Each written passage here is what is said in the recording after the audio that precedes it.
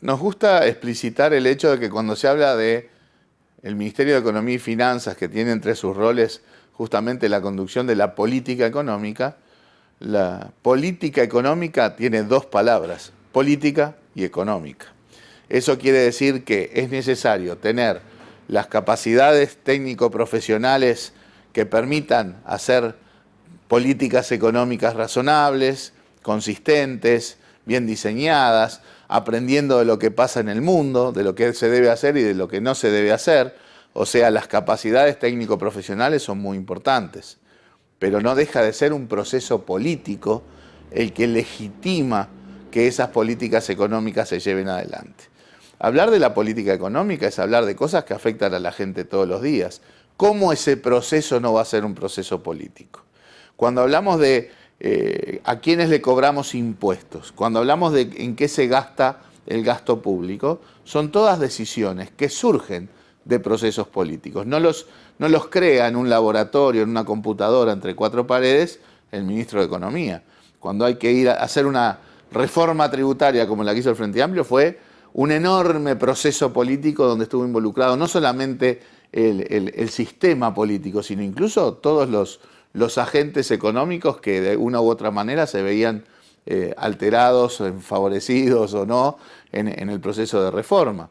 Cuando se define la ley de presupuesto, las rendiciones de cuentas u otras leyes que involucran gastos, también son procesos políticos que implican manejar, digamos, un proceso en que está involucrado el sistema político, los agentes económicos involucrados en cada caso, etc. O sea, es impensable considerar la política económica como algo que no implica un proceso político. Lo mismo cuando se definen prioridades. El manejo de la política económica y sobre todo de la política fiscal implica, entre otras cosas, definir prioridades, porque como no hay plata para todo, hay que determinar cuáles van a ser las prioridades con respecto al gasto público. Y eso no lo define un técnico entre cuatro paredes, esa es una definición profundamente política que marca además el sesgo político ideológico de un gobierno, dónde pone las prioridades, dónde pone los recursos, ¿sí?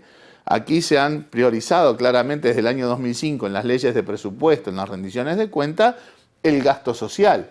Es casi una visión autoritaria pensar que un tecnócrata tiene que definir a quién se le cobra impuestos y cómo se gasta.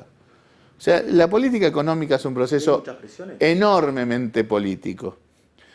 Y eso significa saber manejarse con peso político, sí, pero además de manera balanceada y de manera política con todos los agentes, con los legisladores, con el conjunto de agentes del Poder Ejecutivo, ¿no? Ministros y otros compañeros del Poder Ejecutivo, que obviamente se disputan de alguna manera. Los ministerios en cada instancia electoral también disputan sus recursos con los trabajadores, sobre todo los trabajadores del Estado, que también aprovechan las instancias de rendiciones de cuentas y leyes de presupuesto para ¿verdad? Procurar también disputar recursos para los trabajadores del Estado,